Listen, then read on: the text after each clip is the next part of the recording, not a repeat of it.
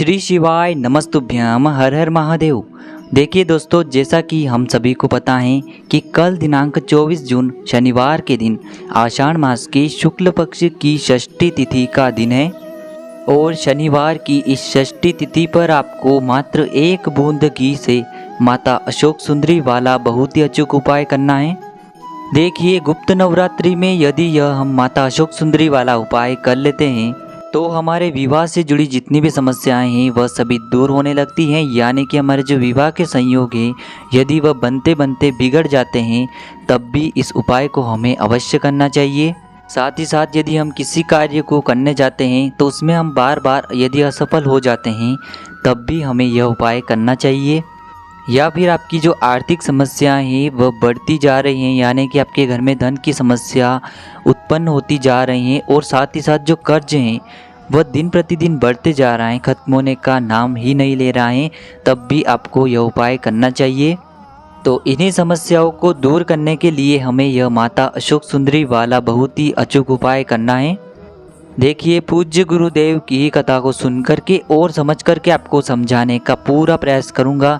लेकिन दोस्तों, वीडियो में आगे बढ़ने से पहले वीडियो को लाइक करें और यदि आप भगवान शिव के अनंत भक्त हैं तो हमारे चैनल को सब्सक्राइब जरूर करें।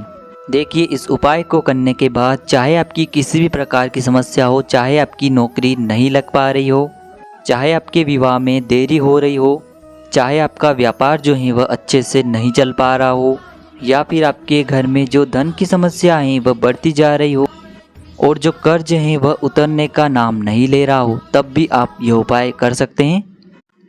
देखिए दोस्तों, इस उपाय को करने के लिए सबसे पहले आपको एक बेलपत्र लेना है। बेलपत्र जो है कहीं से भी खंडित नहीं होना चाहिए, इस बात का आप ध्यान रखें। यदि आपको बेलपत्र नहीं मिल पाता है तो आप शिवलिंग पर चढ़े हुए बेलपत्र को पुनः साफ सुथरे पानी से धोकर के उपयोग कर सकते हैं। साथ में आपको एक बूंद घी लेना है और साथ में आपको थोड़ा सा लाल चंदन ले लेना है। देखिए, लाल चंदन जो है आपको किसी भी पूजन सामग्री की दुकान पर आसानी से प्राप्त हो जाता है। और साथ में आपको एक तांबे के पात्र के अंदर शुद्ध जल ले लेना है और इन सभी सामग्रियों को लेकर के चले जाना है आपको भगवान शिव के मंदिर में। दोस्तों, यह उपाय आप सुबह से लेकर के शाम तक किसी भी समय कर सकते हैं। देखिए दोस्तों, यह जो लाल चंदन है यही आपकी सारी समस्याओं और सारी बाधाओं को दूर करने वाला है। देखिए, चंदन जो है हमारे जो भोलेनाथ जी हैं उन्हें अति प्रिय होता है और शनिवार के दिन यदि इस उपाय को हम करते हैं तो शनि से जुड़ी जितनी भी समस्याएं हैं वह भी दूर होती हैं। तो इस उपाय से हमारी शनि से जुड़ी जो समस्याएं हैं वह दूर होती हैं। साथ ही साथ माता अशोक सुंदरी भी इस उपाय से प्रसन्न होती हैं और साथ ही साथ हमारे भोलेनाथ जी भी इस उपाय से प्रसन्न होकर के हमारी जो भी मनोकामनाएं उसे पूर्ण अवश्य करते हैं। देखिए दोस्तों, सबसे पहले जो आपके पास एक तांबे के पात्र के अंदर शुद्ध जल है उसे आपको भगवान शिव के शिवलिंग पर समर्पित कर देना है। श्री शिवाय नमस्तुभ्यम इस मंत्र का जाप करते हुए। देखिए दोस्तों, बेलपत्र में 3 पत्तियां होती हैं। एक जो पत्ती हैं वो भगवान शिव की मानी जाती हैं और जो अन्य 2 पत्तियां होती हैं वह एक माँ पार्वती के नाम की और एक भगवान गणेश के नाम की मानी जाती हैं। तो दोस्तों, सबसे पहले जो बेलपत्र की बीच वाली पत्ती होती हैं उस पूरी पर आपको घी लगा देना है और जो नीचे की 2 पत्तियां होती हैं उन पर आपको लाल चंदन लगा देना है। देखिए, जब भी आप इस बेलपत्र की बीच वाली पत्ती पर या फिर अन्य 2 पत्तियों पर लाल चंदन और घी लगाते हैं तो वह जो है आपको अपनी अनामिका उंगली से ही लगाना है, इस बात का आप ध्यान रखें।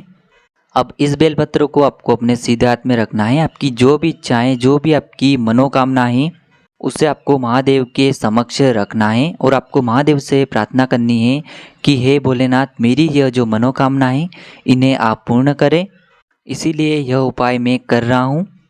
अब इस प्रकार से मनोकामना करते हुए यह जो बेलपत्र है आपको समर्पित कर देना है माता अशोक सुंदरी वाले स्थान पर।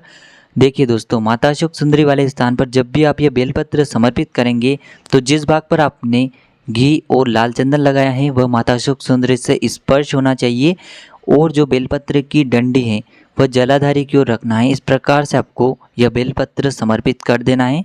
तो दोस्तों, बस इतना सा उपाय करना है आपको इस शनिवार की षष्ठी तिथि पर। उपाय से जुड़ा यदि आपको कोई सवाल पूछना है तो आप हमें कमेंट में पूछ सकते हैं। उपाय को करते समय किसी भी प्रकार की गलती न करें। श्री शिवाय नमस्तुभ्यम हर हर महादेव।